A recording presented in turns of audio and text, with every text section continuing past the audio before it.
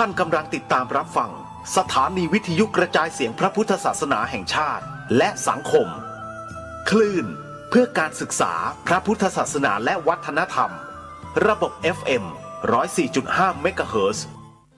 รายการต่อไปเป็นรายการคดีโลกคดีธรรมเป็นศาสนาสำหรับชาติเราศาสนาในสมัยนี้เป็นของที่แยกจากชาติไม่ได้เป็นความจำเป็นที่เราทั้งหลายผู้เป็นไทย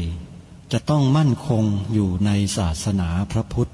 ซึ่งเป็นศาสนาสำหรับชาติเราพระพุทธศาสนาก็ดีหรือศาสนาใดก็ดีที่ตั้งมั่นอยู่ได้ก็ด้วยความมั่นคงของผู้เลื่อมใสตั้งใจที่จะรักษาและข้าพเจ้าพูดทั้งนี้ก็เพื่อชักชวนท่านทั้งหลายอย่างเป็นเพื่อนไทยและเพื่อนพุทธศาสนิกชนด้วยกันทั้งนั้นเพื่อความมั่นคงแห่งพระพุทธศาสนาข้าพเจ้ารู้สึกว่าได้ทำหน้าที่สมควรแก่อุปถัมภ์พระพุทธศาสนาเราจะตั้งใจรักษาศาสนาของเราด้วยชีวิตและถ้าท่านตั้งใจจะช่วยข้าพเจ้าในกิจอันใหญ่นี้แล้วก็จะเป็นที่พอใจข้าพเจ้าเป็นอันมากเพราะฉะนั้นเป็นหน้าที่ของเราทั้งหลายที่จะช่วยกันบำรุงรักษาพระพุทธศาสนาอย่าให้เสื่อมสูญไปการที่จะบำรุงพระพุทธศาสนาเราต้องรู้สึกก่อนว่าหลักของพระพุทธศาสนาคืออะไรเราจะถือว่าเราเป็นไทยด้วยกันหมดเราจะต้องรักษาความเป็นไทยของเราให้ยั่งยืนเราจะต้องรักษาพระพุทธศาสนาให้ถาวรวัฒนาการอย่างที่เป็นมาแล้วหลายชั่วโคตรของเราทั้งหลายพระบรมราโชวาทของพระบาทสมเด็จพระมงกุฎเกล้าเจ้าอยู่หัวรัชกาลที่ 6พระบรมราโชวาทก็ดีพระราชนิพนธ์ก็ดีหรือพระบรมราชโองการของพระมหากษัตริย์ถือเป็นบทบัญญัติแห่งกฎหมายทั้งหมดทั้งสิ้นการบัญญัติให้พระพุทธศาสนาเป็นศาสนาประจำชาติไทยไว้ในรัฐธรรมนูญ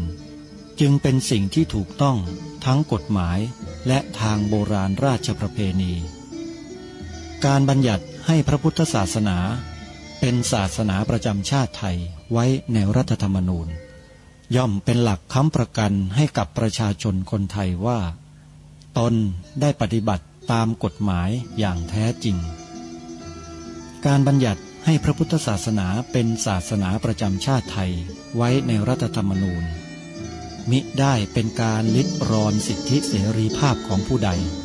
แต่เป็นการยืนยันความจริงตามกฎหมายและประวัติศาสตร์ชาติไทยการบัญญัติให้พระพุทธศาสนาเป็นศาสนาประจำชาติไทยไว้ในรัฐธรรมนูญจะทำให้พระพุทธศาสนาได้รับการอุปถัมภ์และคุ้มครองจากรัฐดุจเดียวกันกับที่องค์พระมหากษัตริย์ทรงกระทำมาการบัญญัติให้พระพุทธศาสนาเป็นศาสนาประจำชาติไทยไว้ในรัฐธรรมนูญจะป้องกันพระพุทธศาสนาไม่ให้ถูกลัทธินิกายนอกศาสนากระทำการใดๆได้ด้วยอุบายต่างๆนานาการบัญญัติให้พระพุทธศาสนาเป็นศาสนาประจำชาติไทยไว้ในรัฐธรรมนูญจะทำให้สังคมไทยมีแต่ความสุขร่มเย็นเป็นธรรมทั้งต่อคนศาสนาอื่นและคนสัญชาติอื่นได้อย่างแท้จริงแต่ถ้าไม่บัญญัติให้พระพุทธศาสนาเป็นศาสนาประจำชาติไทยไว้ในรัฐธรรมนูญในอนาคตประเทศไทยจะต้องตกอยู่ในสถานะเดียวกันกับพื้นที่3 จังหวัดชายแดนภาคใต้อย่างแน่นอนพระบรมราโชวาทพระบาทสมเด็จพระเจ้าอยู่หัวในมหาสมาคมณพระที่นั่งอมรินทร์วินิจฉัยในพระบรมมหาราชวังโดยที่พระพุทธศาสนาเป็นศาสนาประจำชาติของเราทั้งตามความศรัทธาเชื่อมั่นของข้าพเจ้าเองก็เห็นเป็นศาสนาที่ดีศาสนาหนึ่งเนื่องในบรรดาสัจธรรมคำสั่งสอนอันชอบด้วยเหตุผลจึงเคยคิดอยู่ว่าถ้าโอกาสอำนวยข้าพเจ้าควรจะได้บวชสักเวลาหนึ่งตามราชประเพณี ซึ่งจะเป็นทางสนองพระเดชพระคุณพระราชบูรพการีตามคตินิยมด้วยแต่นับตั้งแต่ข้าพเจ้าได้ครองราชย์สืบสันตติวงศ์ต่อจากสมเด็จพระเชษฐาธิราชก็ล่วงมากว่า10 ปีแล้วเห็นว่าน่าจะถึงเวลาที่ควรจะทำตามความตั้งใจไว้นั้นแล้วประการหนึ่งอันหนึ่งการที่องค์สมเด็จพระสังฆราชหายประชวรมาได้ในคราวประชวรครั้งหลังนี้ก่อให้เกิดความปีติยินดีแก่ข้าพเจ้ายิ่งนักได้มาคำนึงว่าถ้าในการอุปสมบทของข้าพเจ้าได้มีองค์สมเด็จพระสังฆราชเป็นพระอุปชาแล้วก็จะเป็นการแสดงออกซึ่งความศรัทธาเคารพในพระองค์ท่านของข้าพเจ้าได้อย่างเหมาะสมอีกประการหนึ่งจึงได้ตกลงใจที่จะบรรพชาอุปสมบทในวันที่ 22 เดือนนี้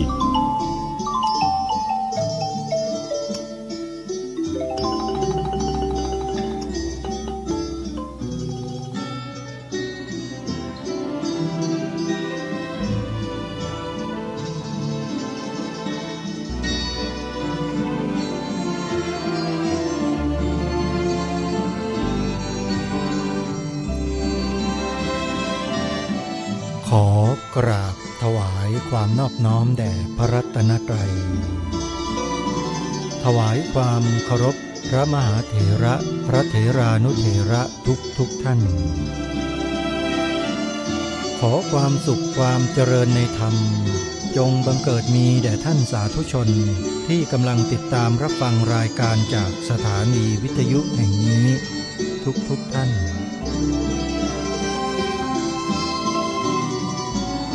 ขอนำท่านผู้ฟังเข้าสู่รายการคดีโลกคดีธรรม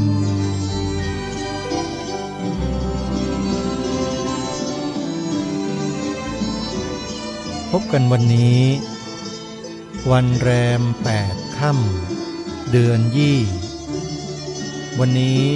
ตรงกับวันศุกร์ที่2 กุมภาพันธ์พระพุทธศักราช2567รายการคดีโลกคดีธรรมมาพบกับสาธุชนเป็นปกติทุกวันจันทร์ถึงวันศุกร์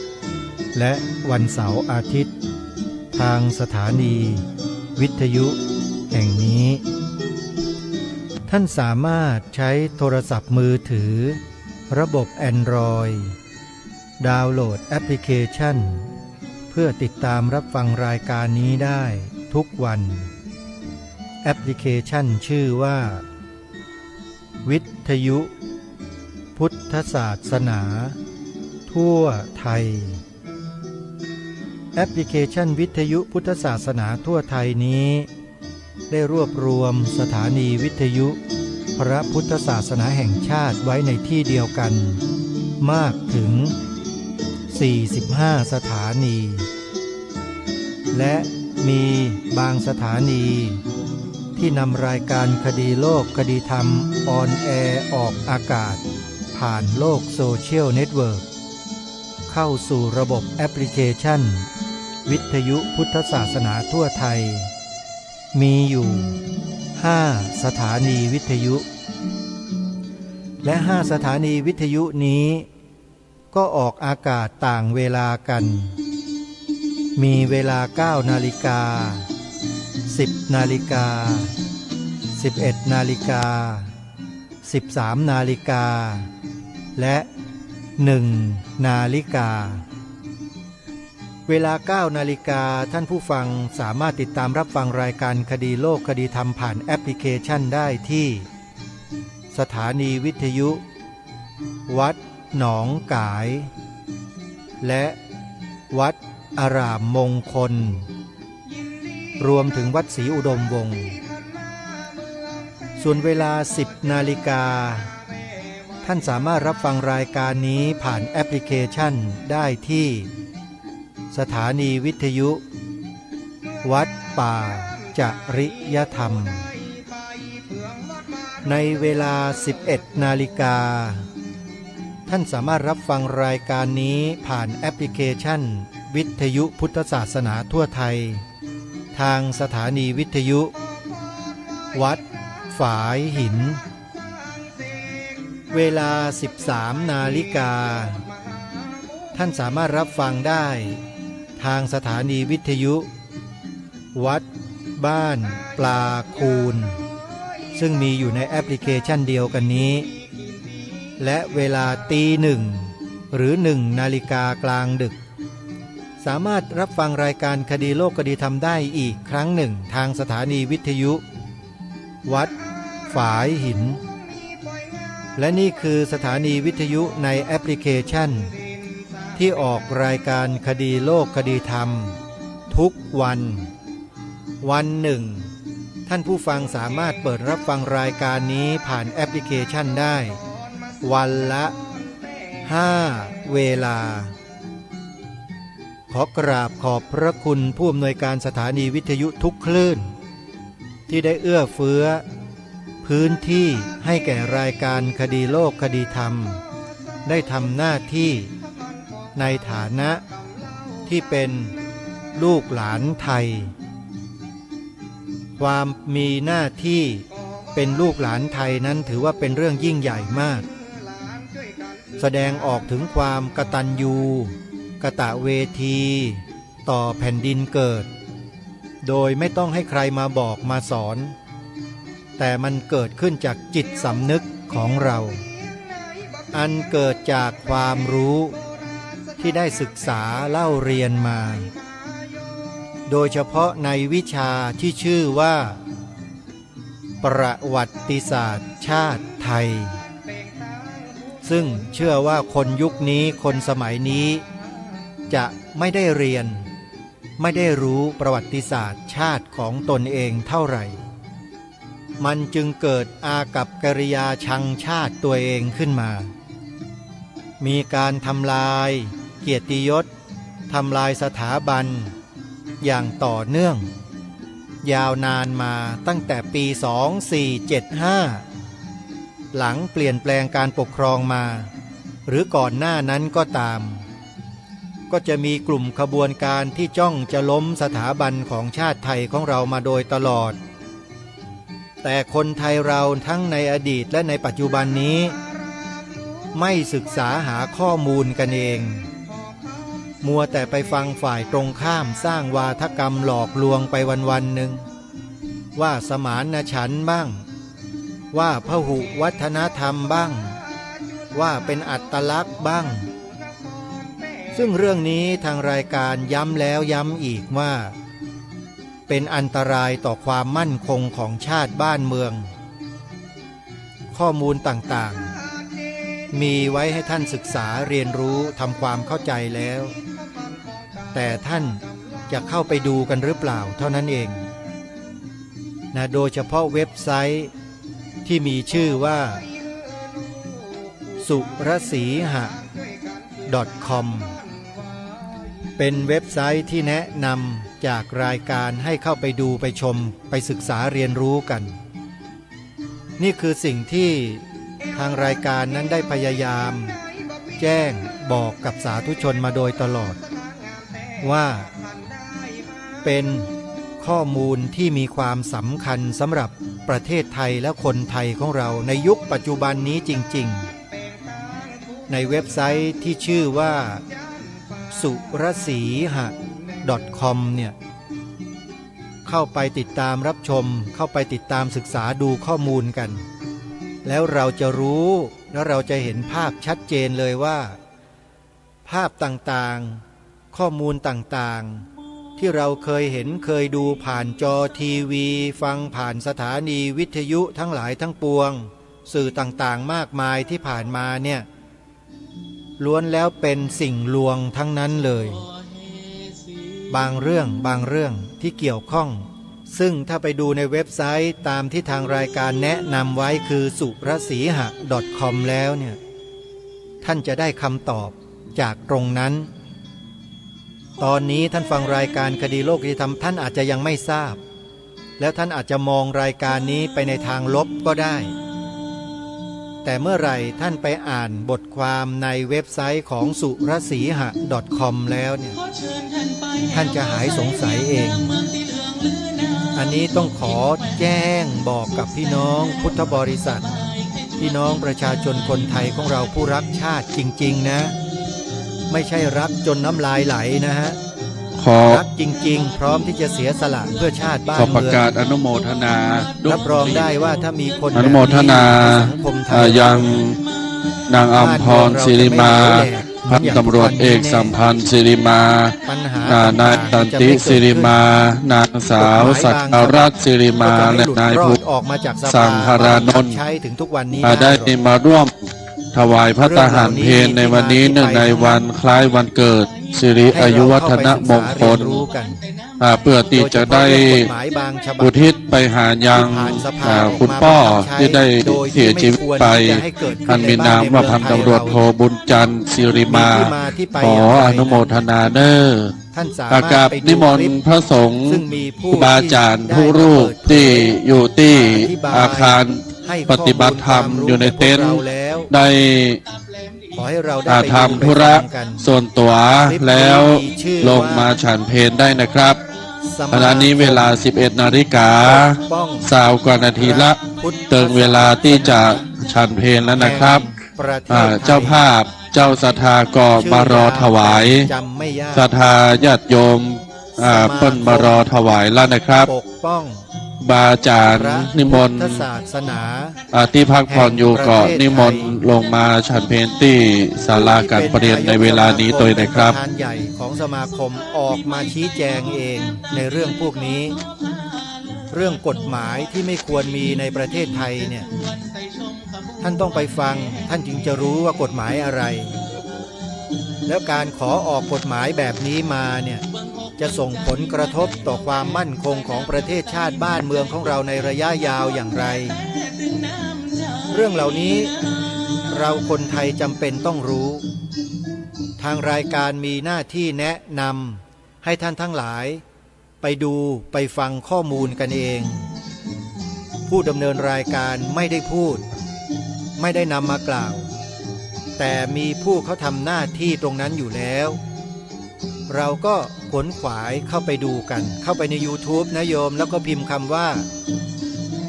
สมาคมปกป้องพระพุทธศาสนาไหว้สาธุมนต์พระคุณเจ้านะครับมีทั้งใน TikTok ที่ได้น้อมตูเต็มที่ศาลาเปิดดูได้เลยได้ที่จะดูคลิปไหนดูแอปพลิเคชันสู่ศาลาดูโปรแกรมไหนก็สะโพอุปถัมภ์ข้อมูลที่เป็นลงฉันที่นี่นะครับนิมนต์นะครับบัดนี้ได้ถึงเวลาเหมือนกับ11 นาฬิกา25 นาทีแล้วเตรียมไว้นำมาให้ท่านสาธุชนได้ฟังกันต่อเนื่องจากครั้งที่แล้วเป็นหัวข้อเรื่องที่สอดรับกันกับข้อมูลที่ได้กล่าวไปเมื่อสักครู่นี้เลยนะหัวข้อเรื่องที่นำมาเปิดให้ฟังในช่วงนี้ก็คือเรื่องภัยแห่งพระพุทธศาสนาในประเทศไทยมันตรงกันพอดีเลยกับเรื่องราวเหตุการณ์ที่เกิดขึ้นแล้วก็ฟังเทปธรรมบรรยายชุดนี้เข้าไปอีกก็จะได้ข้อมูลความรู้ที่มากยิ่งขึ้นเข้าไปอีกเพราะฉะนั้นเพื่อไม่ให้เป็นการเสียเวลาเดี๋ยวเราไปติดตามรับฟังเนื้อหาสาระต่อเนื่องจากเมื่อวานนี้พร้อมๆกันขอเชิญทุกท่านติดตามรับฟังได้ณบัดนี้สงฆ์เป็นยังไงชาวไทยเป็นยังไงเนี่ยแล้วก็จะปฏิบัติยังไงจึงจะได้ผลดีเขาก็บอกวิธีปฏิบัติก็จะต้องใช้วิธีกลมกลืนเนี่ยก็ในแง่คำสอนทางศาสนาก็ให้คนที่เก่งของคริสต์เนี่ยไปเรียนหลักธรรมพุทธศาสนาแล้วก็เอามาใช้ในคริสตศาสนาแล้วก็พวกพิธีกรรมต่างๆก็นำมาใช้เนี่ยเขาตอนนั้นก็ปรากฏมีการนำมาใช้ในพิธีกลมกลืนแบบนี้ซึ่งเดี๋ยวนี้ก็ยังมีอยู่อย่างชาวคริสต์ต่อจากนั้นมาซึ่งจนกระทั่งปัจจุบันเนี่ยยังมีการทอดพระป่ามีการทอดกฐินตอนหนึ่งถึงก็พยายามใช้พิธีบวชแบบพุทธเลยมีการตั้งมีคู่สวดมีอะไรต่างๆนะคือเขาพยายามก็ลองดูว่าอันไหนได้ผลก็ทำต่ออันไหนไม่ได้ผลก็เลิกไปแต่ว่าพระป่านี่ยังทำอยู่นี่ก็เป็นตัวอย่างแล้วก็อย่างนำเอาเช่นแบบแผนเรื่องของการก่อสร้างสถาปัตยกรรมก็ให้มาเป็นคล้ายๆแบบไทยแบบพุทธแล้วก็นำโต๊ะหมู่บูชาเข้าไปใช้ซึ่งเดี๋ยวนี้ก็จะทราบได้ว่า ก็นำเอาโต๊ะหมู่เนี่ยแบบของในวัดพุทธศาสนาเนี่ยไปใช้ในโบสถ์คริสต์เนี่ยไปตั้งไม้กางเขนแทนพระพุทธรูปอะไรอย่างนี้บางทีก็เอาพุทธรูปบางแห่งก็ได้ทราบว่าเอาพุทธรูปไปตั้งข้างๆด้วยเนี่ยอันนี้ก็เป็นเรื่องของวิธีการกลมกลืนซึ่งทำมาซึ่งชาวพุทธเนี่ยไม่ค่อยรู้เรื่องจะมองไปในแง่ดีว่าอ๋อนี่เขามาเป็นมิตรกับเราเนี่ยนี้เราไปเจอนอกจากในเรื่องของภาคปฏิบัติแล้วก็ไปเจอในแง่คำสอนก็มีเอกสารของสถาบันคริสต์ออกมาก็พูดถึงนโยบายเกี่ยวกับคำสอนเขาก็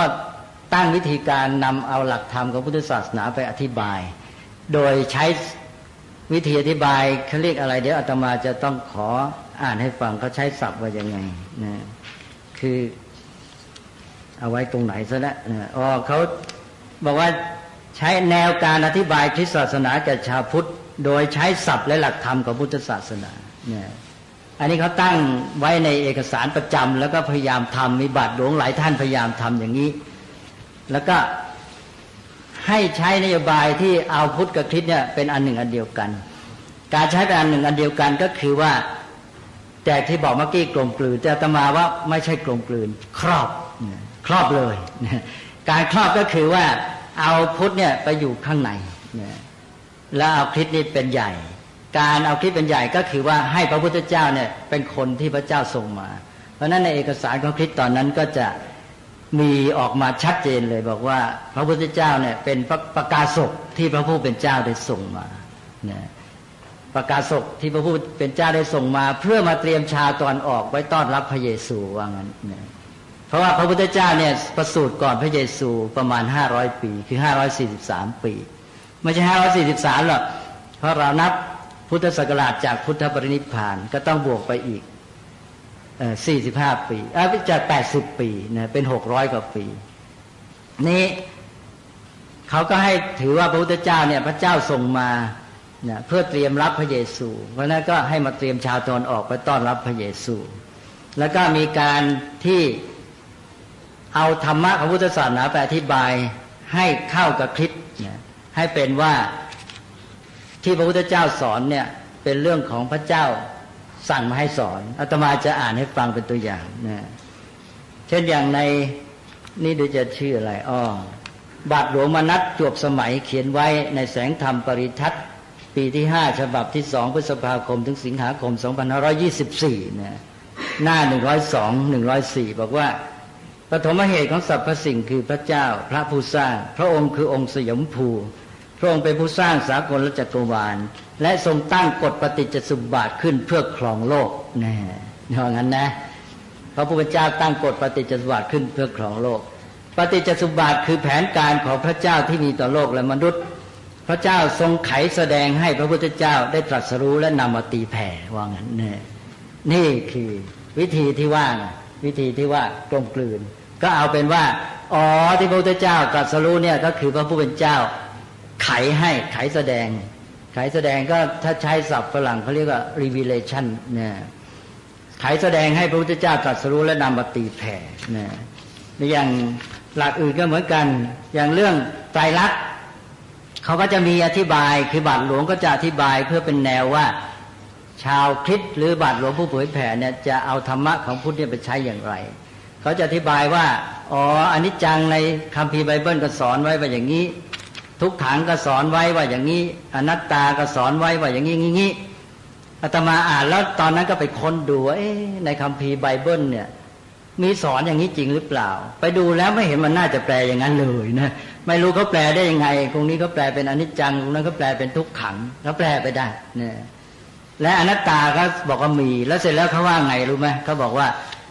คือเขาพูดแล้วสรุปความได้ความว่าพุทธศาสนาพุทธเจ้าก็สอนไปได้จนถึงอนัตตาเนี่ยสอนอนิจจังทุกขังอนัตตาได้ต้องอาศัยรอพระเยซูมาสอนอัตตาอีกทีหนึ่งก็คือว่าพระเยซูเนี่ยมาทำให้จบนะต้องไปสู่อัตตาของพระเยซูอีกทีอาตมาจะอ่านให้ฟังสักตอนหนึ่งอันนี้มาจากอะไรหนังสือสัปดาห์สารนิตยสารรายสัปดาห์พิมพ์โดยโบสถ์นักบุญยอแซฟอำเภอบ้านโป่งราชบุรีนะเขียนว่าพระเจ้าทรงใช้พระธรรมสร้างทุกสิ่งพระธรรมนั้นมาเกิดเป็นมนุษย์แท้นะ พระธรรมมาเกิดเป็นมนุษย์แท้หมายถึงพระธรรมมาเกิดเป็นพระเยซูพระธรรมองค์นิจจังสุขอัตตามาเกิดเป็นมนุษย์ซึ่งอนิจจังสุขขังอทุกขังอนัตตาเพื่อมนุษย์จะได้รับสภาพนิจจังสุขอัตตาจากพระธรรมพระธรรมเป็นบุตรองค์เดียวของพระเจ้ามนุษย์ที่รับสภาพนิจจังสุขอัตตาเมื่อคริสตชนถึงแก่ความตายอนัตตาก็สูญสิ้นไปเหลือแต่อัตตาในโลกุตระซึ่งเป็นนิจจังและสุขอย่างสมบูรณ์อันนี้ก็เป็นตัวอย่างให้เห็นว่าเขาได้ปฏิบัติจริงอย่างนี้ก็เอาธรรมะในพุทธศาสนาเนี่ยมาอธิบายใหม่ให้เป็นของคริสตศาสนาแต่ว่ามีนโยบายไว้ชัดว่าต้องให้คริสต์เนี่ยสูงกว่าก็คือเอาพุทธเนี่ยไปอยู่ในนั้นอีกทีหนึ่งก็เลยเรียกว่าเป็นวิธีการครอบอันนี้ก็เป็นเรื่องที่ว่าควรจะรู้อาตมาว่าชาวพุทธก็ไม่เคยรู้ทั้งที่ว่าอันนั้นเป็นเหตุการณ์ที่ได้เคลื่อนไหวกันครั้งใหญ่เมื่อปี 2525 19 ปีมาแล้วก็เงียบหายไปก็ไม่ได้มีการเอาจริงเอาจังอะไรเลยกลายเป็นเรื่องตูมตามหรือไฟไหม้ฟางแล้วก็จบไปอาตมาถึงได้บอกว่ามาถึงเวลานี้มันแทบจะสายไปได้หรือเปล่าที่เราจะมาตื่นตัวกันนะเพราะว่าเวลานี้อะไรต่ออะไรเนี่ยมันไปไกลเยอะแล้วนี่ปัญหาก็มาจากชาวพุทธเองด้วยก็ในการที่เรามีลักษณะอย่างเนี้ยไม่ค่อยจะได้ถืออะไรเป็นจริงเป็นจังก็เลยกลายเป็นคนที่ตกอยู่ในความประมาทแล้วก็มาเข้ากับลักษณะที่ว่าอยู่สบายก็ไม่ประมาทถ้าจะเป็นชาวพุทธจริงต้องประมาทได้ทั้งที่ถ้าไม่ประมาทได้ทั้งที่สุขสบายหรือว่าทั้งที่สุขสบายก็ไม่ประมาทอย่างนี้เราจะเป็นชาวพุทธได้จริงนะและอีกอย่างหนึ่งนอกจากความประมาทก็คือความเป็นคนใจกว้างจนไม่มีหลักนะเรื่องนี้อาตมาก็เล่าตัวอย่างอันหนึ่งก็เป็นเรื่องที่เกิดขึ้นเหตุการณ์มันอาจจะเห็นชัดดีเมื่อหลายปีมาแล้วยังอยู่ในกรุงเทพวันหนึ่งก็มีคนยิวมาที่วัดไม่รู้เรื่องอะไรมาที่วัดไม่รู้จักกันสักหน่อยก็มีคนแนะมาว่าเขาอยากจะปรึกษาเรื่องนี้จะไปที่ไหนเขาไปหาที่วัดแล้วเขาก็มาเล่าบอกว่าเนี่ยผมเป็นคนยิวเดินทางมากับพัญญาเนี่ยมาทำวิทยานิพนธ์แล้วก็มาอยู่ที่โรงพยาบาลคริสต์แห่งหนึ่งในเมืองเหนือเขาก็บอกเสร็จแล้วแต่มาขอสงวนชื่อไว้นี่เขาก็บอกว่าเขาได้เห็นภาพที่เขาไม่สบายใจว่าทำไมเมืองไทยปล่อยอย่างนี้คือที่โรงพยาบาลนั้นนักบวชในศาสนาหรือศาสนาจารย์ของศาสนาคริสต์เนี่ยก็เอาเข้าของรางวัลเงินทองให้ชักชวนคนไทยไปนับถือศาสนาการที่จะให้คนไปนับถือศาสนาได้วิธีการเอาอามิตรเหยื่อล่อเงินทองเนี่ยเป็นสิ่งที่ทำไม่ได้ในประเทศของเขานี่ถือว่าต้องไล่ออกจากประเทศเลยแต่ทำไมเมืองไทยจึงปล่อยเขาว่าไงเขาเป็นคนต่างประเทศเขายังไม่สบายใจนะทนไม่ได้ที่จะมองเห็นอย่างนั้นนะว่าทำไมคนไทยจึงปล่อยเนี่ยมันก็เป็นสภาพที่ว่าอย่างเงี้ยคือคนไทยเราไม่ได้มีปัญหาใครจะทำไงก็ทำไปฉันไม่ถือเพราะใจกว้างนี่ใจกว้างเนี่ยเราไม่รู้ว่าเขาต้องการยังไงเจตนาเขายังไงมันก็เป็นเรื่องที่ว่าเราจะต้องรู้และไม่ประมาทแม้ว่าเราจะใจดีพระพุทธเจ้าให้เรามีเมตตาแต่เมตตานั้นต้องมากับปัญญาไม่ใช่เมตตาลอยๆเมตตาลอยๆเมตตามากับโมหะความโง่ก็หมดเท่านั้นเองนะมันก็ไม่มีอะไรเหลือนี่เรื่องของคนไทยนี่ก็ปัญหามากแล้วก็ยังมาเป็นคนสมัยใหม่มาคนสมัยใหม่เนี่ยก็ไปเรียนต่างประเทศกันมากกลับมาเป็นผู้ปกครองบริหารบ้านเมืองก็ไม่เคยรู้เรื่องประเทศของตัวเองไม่รู้เรื่องประเทศตัวเองก็รวมทั้งไม่รู้เรื่องพุทธศาสนาด้วยแม้แต่เรื่องเป็นประชาธิปไตยก็บางทีก็ทำเป็นประชาธิปไตยไปงั้นเองเนี่ยบางเรื่องก็แสดงขึ้นมาว่าอย่างนี้ไม่ถูกไม่เป็นประชาธิปไตยอะไรต่างๆก็ลองสังเกตดูถ้าใครพวกไหนรุนแรงพวกนี้ไม่กล้าอย่างเช่นว่าถ้าชาวพุทธทำอะไรนิดๆหน่อยๆแล้วพวกนี้จะออกมาว่าแต่ถ้าเป็นพวกศาสนาที่รุนแรงเนี่ยเงียบเลยพวกนี้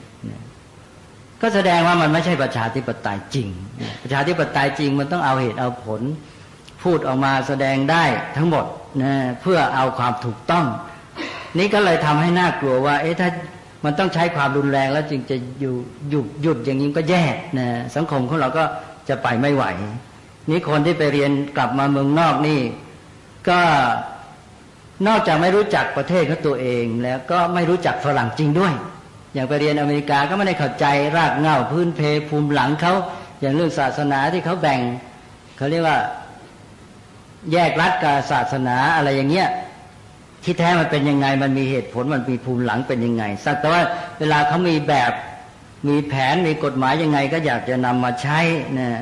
การที่เรานำมาโดยไม่รู้จักเขาไม่รู้จักเราเนี่ยมันเป็นการทำที่เกิดผลเสียหายทำลายมากกว่าที่จะสร้างสรรค์อันนี้เรื่องนี้ก็เป็นเรื่องที่ในแง่ของการบริหารประเทศชาติเนี่ยต้องถือว่าอภัยไม่ได้อย่างข่าวออกมาเนี่ยคนที่ขึ้นเป็นรัฐมนตรีเวลาเข้ารับตำแหน่งเข้าไปสำนักงานข่าวก็ออกมาประชาชนไปบูชาไปไหว้อันโน้นอันนี้อะไรก็ไม่รู้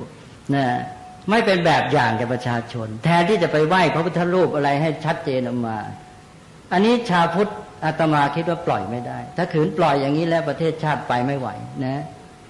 จริงไม่จริงนะแล้วโยมรู้สึกมั้งไหมนะข่าวออกมาเนี่ยเข้ารับตำแหน่งเข้าสู่สำนักงานก็เป็นผู้นำถ้าเป็นผู้นำของสังคมนี้จะต้องรู้จักสังคมนี้ให้ดี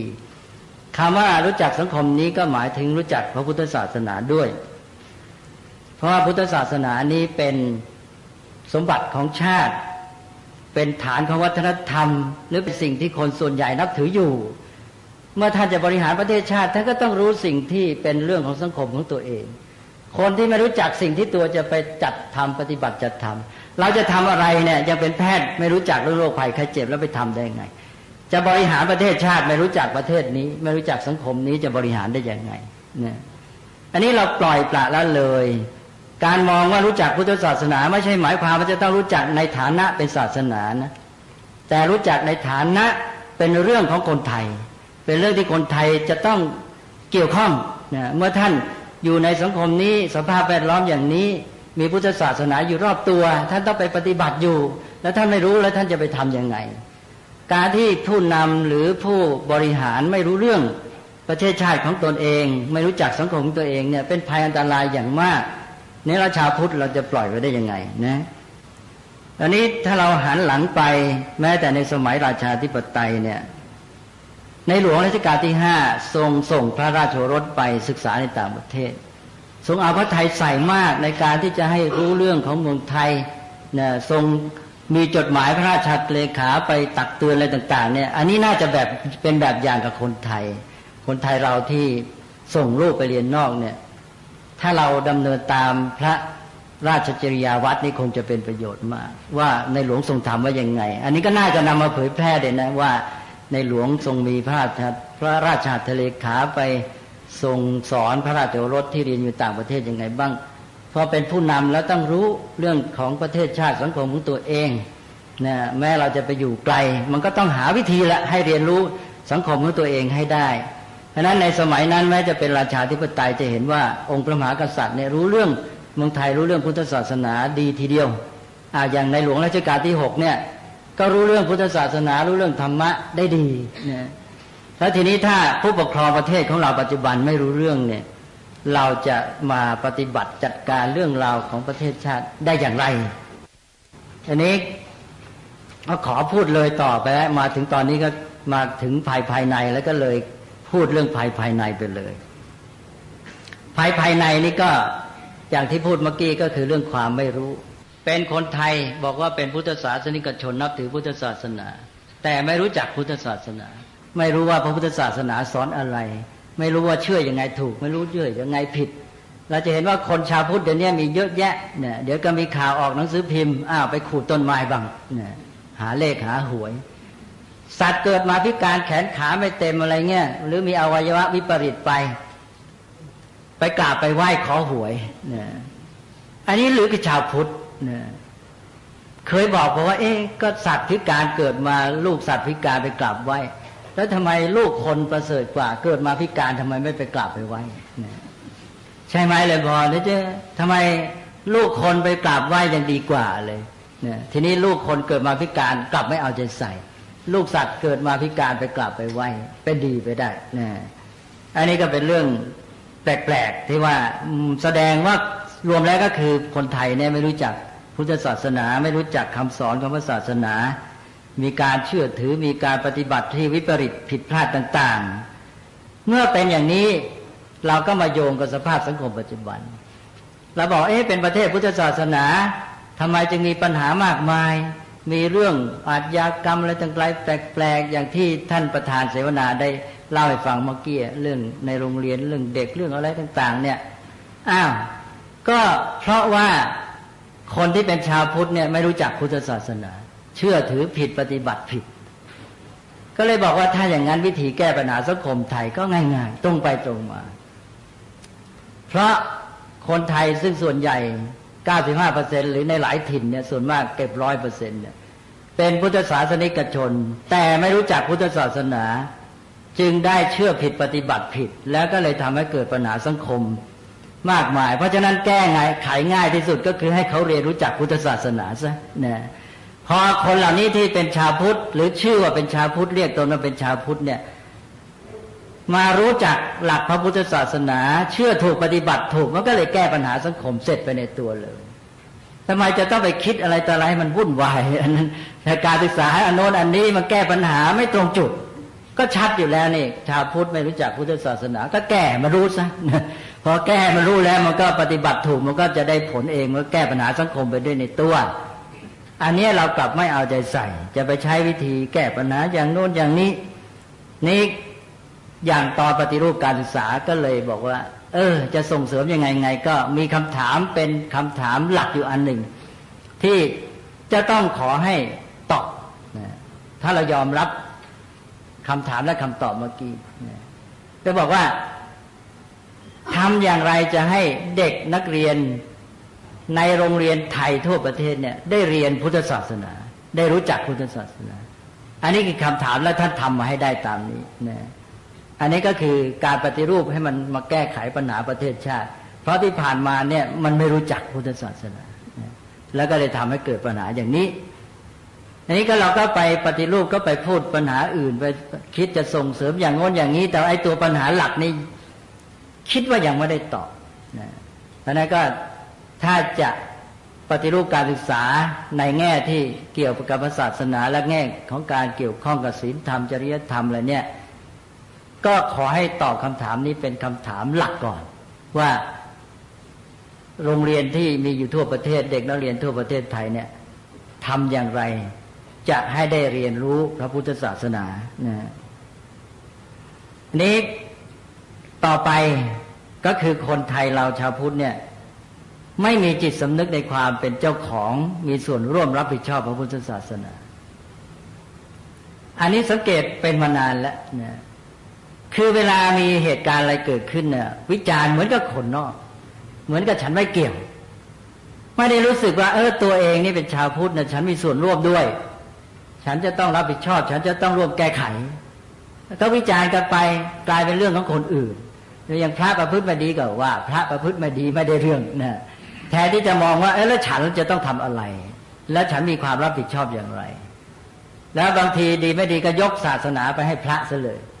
เหมือนกับว่าพระนี่เป็นเจ้าของพุทธศาสนาพุทธศาสนาเป็นของพุทธบริษัท4ใช่ไหมเลยบ่อยพระพุทธเจ้าตรัสไว้แล้ว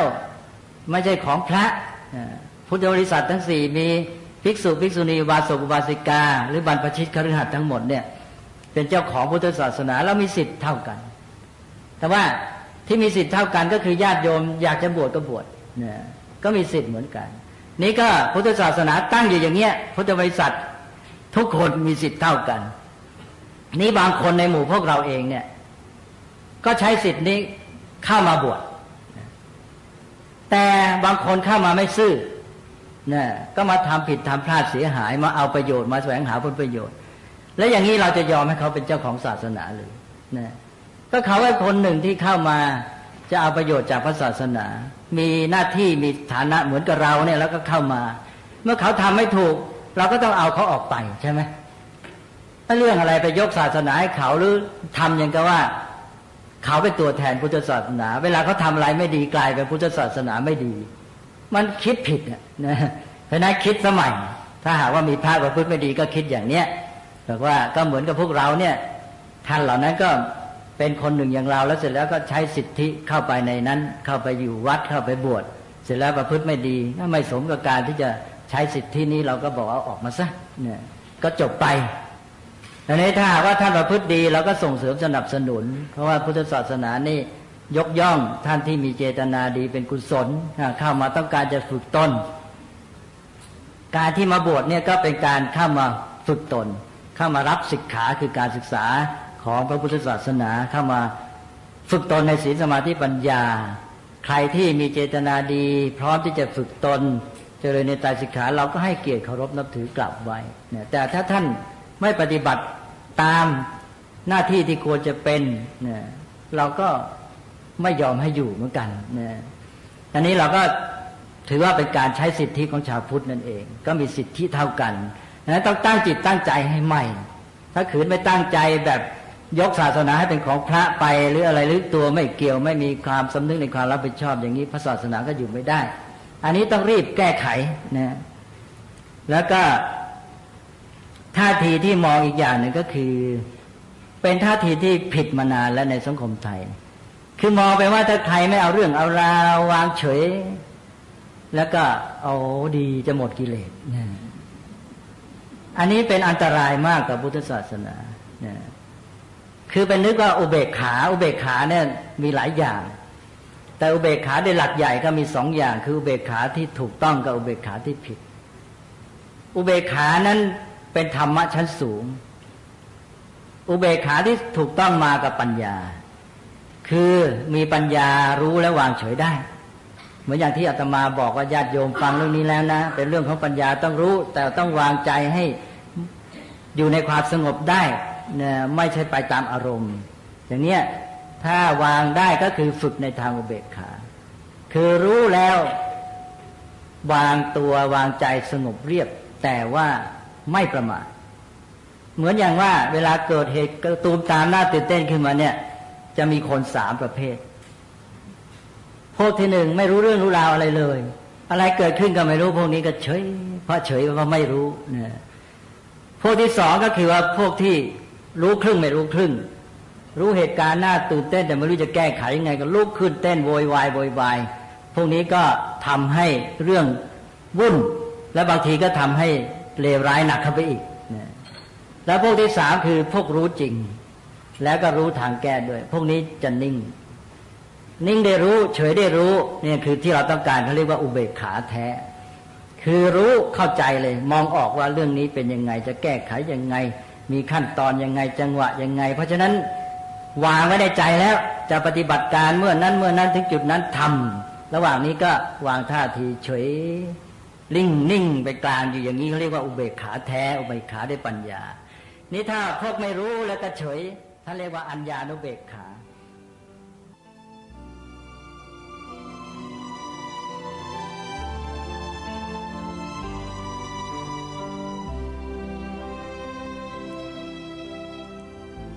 ท่านสาธุชนผู้ฟังทุกท่านเทปธรรมบรรยายเรื่องภัยแห่งพระพุทธศาสนาในประเทศไทยในวันนี้คงจะต้องยุติการถ่ายทอดเนื้อหาแต่เพียงเท่านี้ก่อนเนื่องด้วยเวลาของรายการนั้นใกล้จะหมดจึงขอสรุปช่วงท้ายเล็กน้อยว่าการฟังเนื้อหาสาระที่ท่านเจ้าประคุณสมเด็จพระพุทธโฆษาจารย์ปอ.ประยุตโตท่านได้บรรยายให้ความรู้แก่เรานั้นถือว่าเป็นสิ่งที่ทรงคุณค่าอย่างมาก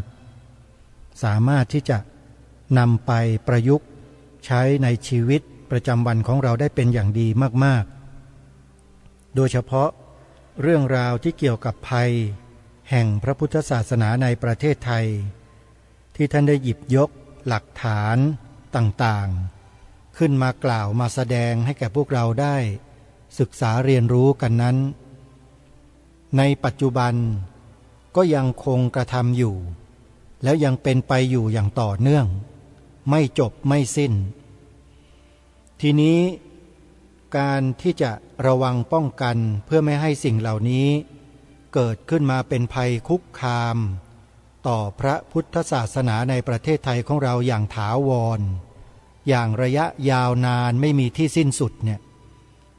เราจะทำกันอย่างไรอันนี้ก็ต้องใช้ปัญญาอุเบกขาญาณสัมปยุต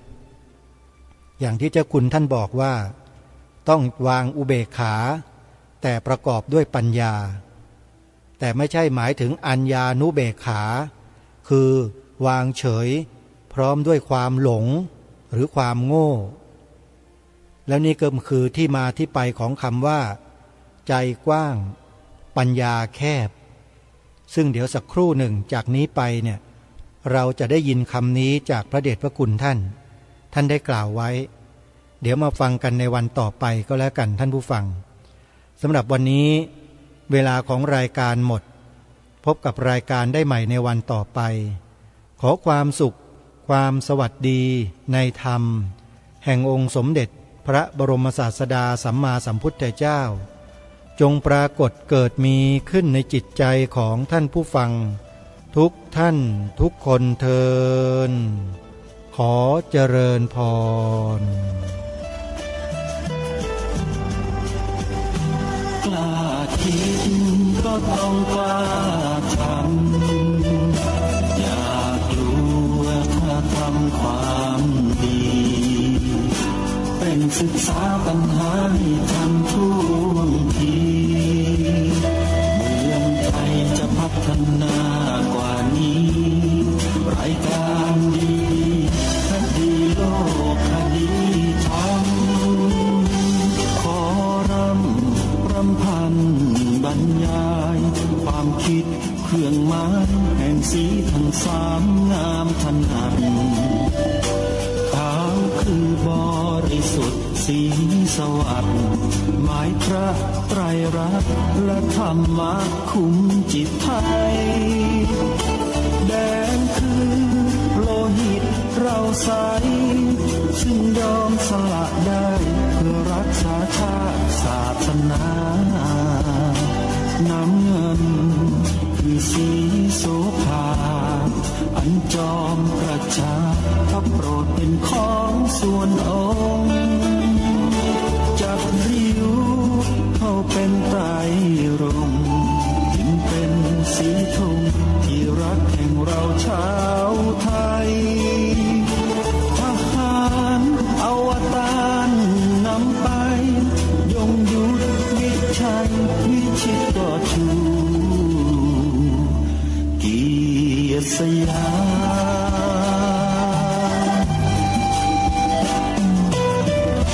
มประเทศไทยที่เจริญมั่นคงมาได้จนถึงทุกวันนี้มิได้เกิดขึ้นจากความหวาดกลัวอย่างคลาดเขลาแต่บรรพบุรุษไทยของเราทุกยุคทุกสมัยล้วนแต่มีความกล้าหาญและชาญฉลาดปกป้องเอกราชสร้างชาติให้เกิดความมั่นคงโดยมีธงแห่งพระไตรรัตน์เป็นเครื่องนำชัยจึงเป็นที่มาที่ไปของรายการคดีโลกคดีธรรมกล้าคิดก็ต้องกล้าทำอย่ากลัวถ้าทำความดีเป็นศึกษาปัญหาให้ทันท่วงทีเมืองไทยจะพัฒนากว่านี้รายการดีคดีโลกคดีธรรมรายการดีคดีโลกคดีธรรม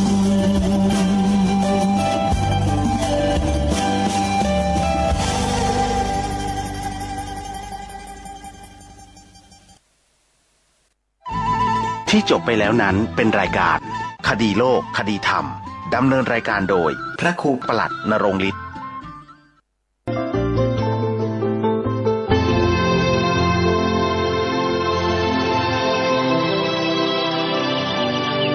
วันนี้เป็นวันพระขอเรียนเชิญพุทธศาสนิกชนทุกท่านมากลั่นจิตให้ใสกลั่นใจให้เป็นบุญด้วยการให้ทานรักษาศีลและเจริญจิตภาวนาน้อมจิตให้เข้าถึงพระรัตนตรัย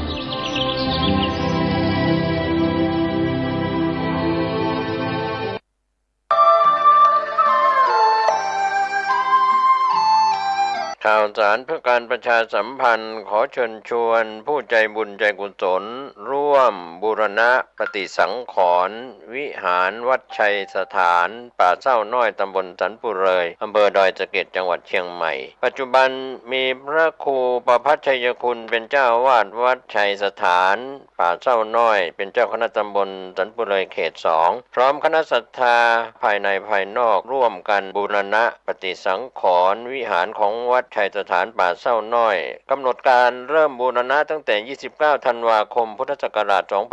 2566ถึง1เมษายนพุทธศักราช2567ขณะนี้ได้เริ่มงานบูรณะปฏิสังขรณ์วิหารบางส่วนท่านผู้สนใจที่จะร่วมบุญร่วมกุศลติดต่อสอบถามรายละเอียดที่จะเป็นเจ้าภาพและร่วมทำบุญได้ที่0876572276ได้ทุกวันก็เป็นข่าวสารประชาสัมพันธ์งานบุญงานกุศลเชิญท่านร่วมบูรณะปฏิสังขรณ์วิหารของวัดชัยสถานป่าเศร้าน้อยตำบลสันปุเรยอำเภอดอยสะเก็ดจังหวัดเชียงใหม่เพื่อเป็นสถานที่ประกอบศาสนพิธีในทางพระพุทธศาสนาได้บุญได้กุศลโดยทั่วหน้ากัน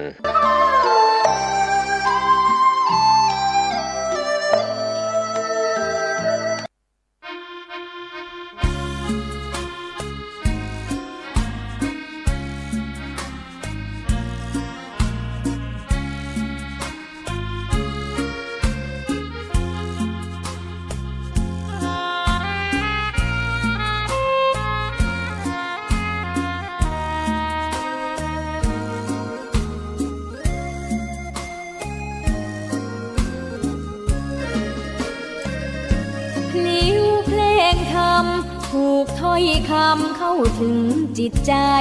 ฟังรายการวิทยุเสียงใสส่งถึงใจไปสู่ปลายนาสารธรรมน้อมนำมองพระศาสดาบอกผู้คนทั่วลาหันมาเข้าวัดฟังธรรมคลื่นเสียงนี้เป็นคลื่นธรรมะจากใจส่งถึงบ้านไกลบ้านไกลฟังได้สุขใจล้ำยามดึกดื่นค่ำคืนมีงานต้องทำเป็นคลื่นสารธรรมเน้นย้ำธรรมะเพื่อนใจเสียงคลื่นธรรมบอกหลักธรรมให้คลายความเหงาฟังเสียงธรรมะเบาเบาบอกเล่าถึงคนบ้านไกลสื่อธรรมะบอกลดละระหว่างด้วยใจสื่อไปถึงสวงในเข้าใจหลักธรรมหลักดีพลิ้วเพลงธรรมถูกสัมพันธ์จิตใจร่าเริงฟังสาระธรรมะบันเทิงรื่นเริงในชีวิตยามวันว่างเดินทางไปเยี่ยมสถานีนัดพบกันน้องพี่วันนี้วันดีวันเสาร์สวดมนต์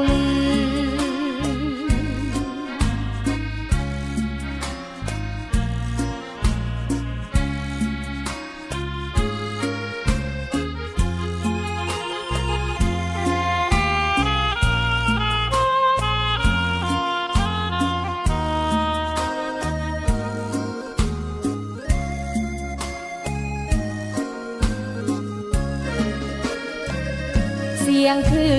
นธรรมบอกหลักธรรมให้คลายความเหงาฟังเสียงธรรมะเบาเบาบอกเล่าถึงคนบ้านไกลสื่อธรรมะบอกลดละระหว่างด้วยใจสื่อไปถึงสวงใน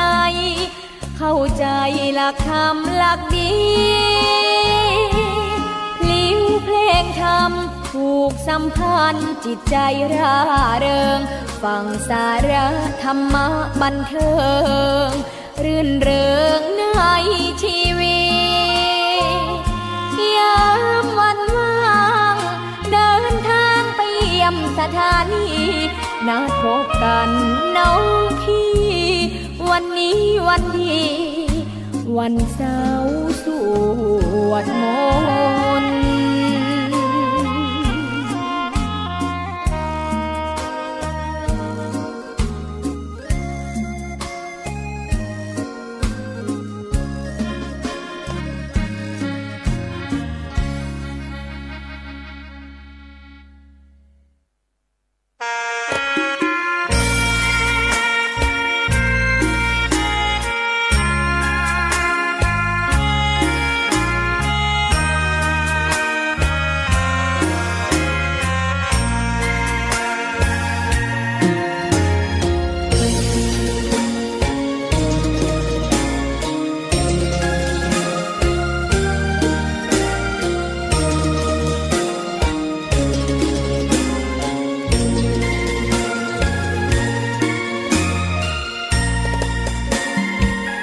ดอกบัวดอกหนึ่งตึงใจไว้เพื่อบูชาแด่องค์พระศาสดาสัมมาสัมพุทธเจ้ามีความงามเงียบไม่เปรียบเทียบเขาเทียบเรา